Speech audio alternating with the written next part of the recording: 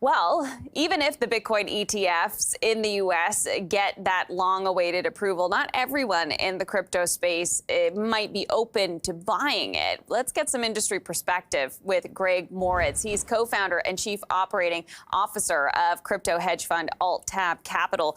Greg, thanks so much for joining us this afternoon. Happy to be here. So you run a hedge fund that focuses on investing in the crypto space. But when it comes to the potential for these U.S.-listed Bitcoin ETFs, this is something that you're not necessarily interested in from your hedge fund's perspective? So we're certainly interested in the effect it will have on the overall market, and we're certainly interested in the effect it will have on cryptocurrency as a whole. But we are not interested for our specific client base, as they have different expectations than the ETF will serve. Yeah, so tell us a little bit more about that. Why is that you wouldn't be buying it for your clients? Absolutely. So our clients expect a fairly diverse portfolio of crypto, and they expect us to be very nimble, where we are able to move in and out for a 24-hour market, which crypto, of course, is. So an ETF, which is primarily traded during US market hours, won't have the same ability to respond to overnight events.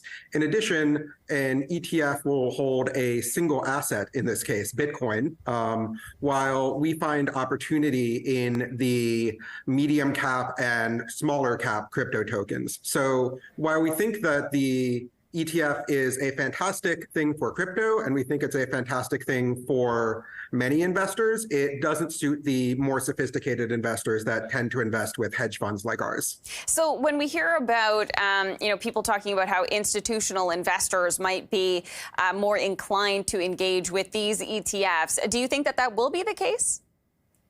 That's true for some institutions. I think many institutions are looking for a simple, familiar product, which an ETF certainly is, and they are only interested in Bitcoin. And in that case, I think that they'll be very interested in it. Of course, some are willing to engage with higher volatility for higher rewards, and those will look more towards funds like ours, which go further down the market cap and respond to changes in the season of where we are in the Bitcoin cycle. So when you think about the impact on the industry that you mentioned, how do you see it sort of, having an effect, a broader effect?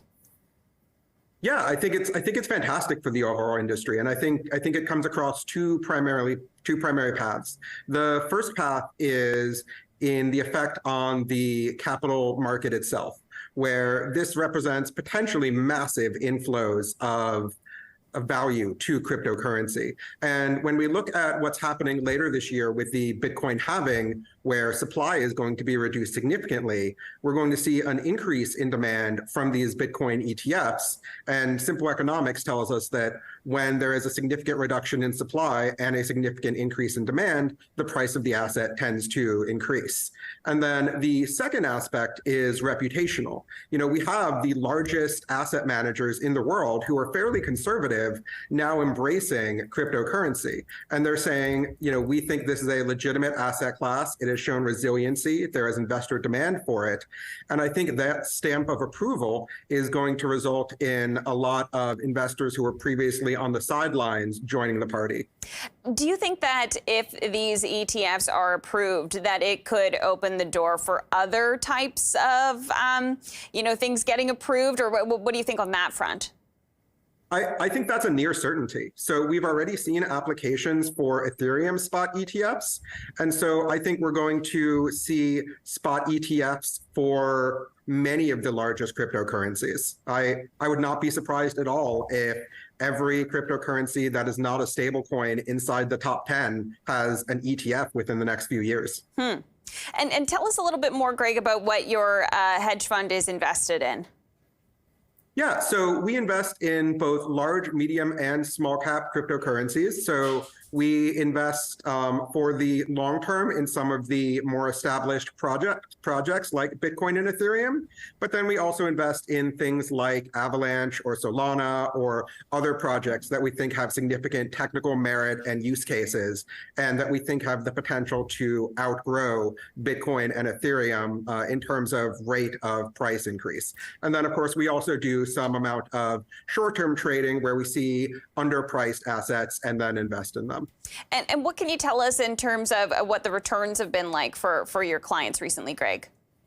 Yeah, so we've had a fantastic recent period. We are up approximately 50% for Q4, and we are seeing very positive trends in January.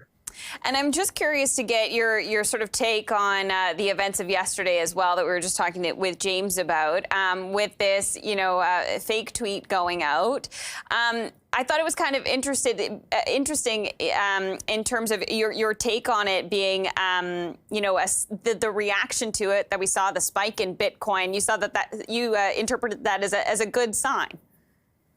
Absolutely, absolutely. So we saw folks reacting to the news, or the fake news, as it were, and there was a rise in the price, which I think is indicative of the increase in demand that we'll see once those ETFs are approved.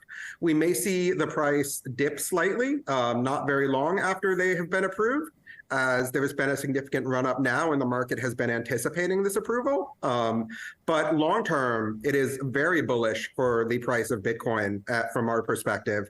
And so we expect to see positive movement over the long run as more and more capital flows into the market.